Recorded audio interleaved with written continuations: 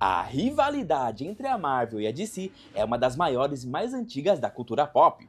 Mas a verdade é que, por trás de toda essa concorrência, essas duas gigantes sempre copiaram as ideias uma da outra. Quando duas empresas crescem e dominam a indústria por tantas décadas, esse tipo de inspiração mútua acaba se tornando inevitável. Olhando aí com atenção, de velocistas inalcançáveis a arqueiros com uma precisão mortal, passando até por magos supremos, o que não falta são personagens curiosamente idênticos dividindo o espaço nas editoras. Thanos e Darkseid.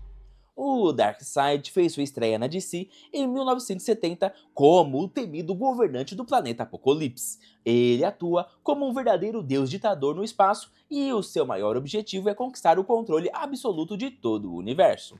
Para alcançar essa meta, ele busca incansavelmente a equação antivida, um poder capaz de apagar o livre-arbítrio de qualquer ser vivo. O próprio vilão afirma que já destruiu 100 mil mundos inteiros durante essa busca implacável. Apenas 3 anos depois, em 1973, a Marvel respondeu apresentando Thanos. Ele segue exatamente a mesma linha, sendo um senhor da guerra alienígena focado em forçar a sua própria visão de ordem pelo universo. O seu grande plano envolve reunir as joias do infinito para eliminar metade de toda a vida existente, alcançando o que ele considera ser o equilíbrio perfeito. Qualquer pessoa normal chamaria isso de genocídio, o que explica perfeitamente o motivo de ele ser conhecido como Titã Louco. No fim das contas, as duas editoras criaram velões cósmicos gigantes que operam em uma escala universal. Ambos tentam reescrever a realidade baseados nas suas próprias filosofias distorcidas, consolidando-se como as maiores ameaças dos seus respectivos universos. Eles representam aquele nível de perigo extremo que obriga a união de todos os heróis disponíveis, seja formando a Liga da Justiça ou os Vingadores. A grande diferença nas motivações é que, nos quadrinhos, o Thanos age apenas para agradar a Senhora Morte, e no cinema ele foca no problema da superpopulação. Enquanto isso, o Darkseid simplesmente odeia a ideia de liberdade de escolha. Apesar desses pequenos detalhes, eles funcionam como duas faces da mesma moeda. Senhor Destino e Doutor Estranho. O Senhor Destino fez a sua estreia na DC em 1940. A versão mais lembrada pelos leitores é a de Kent Nelson. Ele encontrou o famoso capacete do destino e acabou dividindo seu corpo com o espírito de Nabu. Foi assim que ele assumiu o posto de maior defensor mágico da Terra. A missão dele é enfrentar aquelas ameaças sombrias que a força bruta não consegue resolver, batendo ali de frente contra demônios, maldições e seres de outras dimensões. 23 anos depois, a Marvel lançou o Doutor Estranho. Ele era um cirurgião de sucesso que perdeu o movimento das mãos e acabou sendo treinado pela anciã para se tornar um mestre das artes místicas. Na prática, a função dos dois heróis na revista é exatamente a mesma. Sempre que alguma força bizarra ou mágica ameaça quebrar as regras da nossa realidade, eles entram em cena para resolver o problema. No fim das contas, temos dois feiticeiros de capa protegendo o universo contra o fim do mundo. Eles usam feitiços parecidos, carregam artefatos mágicos e até criam cópias de si mesmo durante os combates. A única diferença real está na origem da magia. Enquanto o Senhor Destino precisa da entidade Nabu para ter os seus poderes, o Doutor Estranho conta apenas com seu próprio talento, muito estudo e suas relíquias mágicas. Gavião Arqueiro e Arqueiro Verde.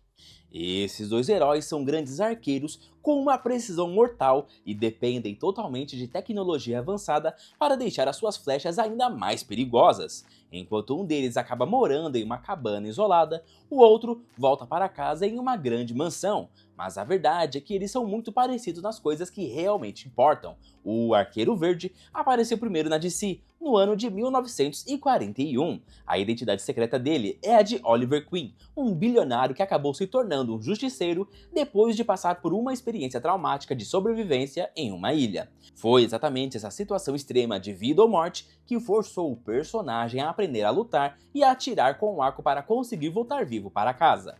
Ele não tem nenhum tipo de superpoder, mas compensa essa desvantagem com muito treinamento e um grande arsenal de flechas especiais, que vão desde cordas de escala até pontas altamente explosivas. Já do lado da Marvel, o Gavião Arqueiro surgiu em 1962 com uma proposta praticamente idêntica. O Clint Barton também é um humano comum sem poderes, que confia inteiramente na sua precisão absurda e usa flechas tecnológicas para enfrentar ameaças gigantescas, como robôs, alienígenas e até mesmo deuses. Inclusive, um detalhe curioso é que esses dois heróis estão sempre lutando ao lado de seres muito mais fortes do que eles. O Arqueiro Verde faz parte da mesma equipe que o Superman, um herói que consegue mover planetas inteiros. Enquanto isso, o Gavião Arqueiro divide o espaço nos Vingadores ao lado de pesos pesados como o Thor e o Hulk. Mas não se engane, mesmo no meio de todos esses seres superpoderosos, os dois são guerreiros extremamente perigosos e precisos. No entanto, as grandes semelhanças terminam nas habilidades de combate. Nas histórias, o Arqueiro Verde é um personagem muito envolvido com a política e as questões sociais, chegando até mesmo a atuar como o prefeito da sua própria cidade. Já o Gavião Arqueiro segue um caminho diferente, trabalhando como um espião focado em missões secretas que prefere lidar com os seus próprios traumas de uma forma muito mais sombria e isolada. Velocidades em níveis diferentes.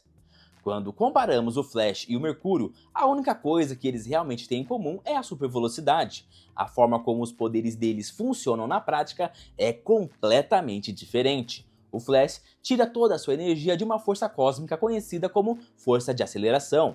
É exatamente isso que permite ele a fazer coisas que parecem impossíveis, como viajar no tempo e alterar o passado, transformando o herói em um dos personagens mais poderosos de toda a DC.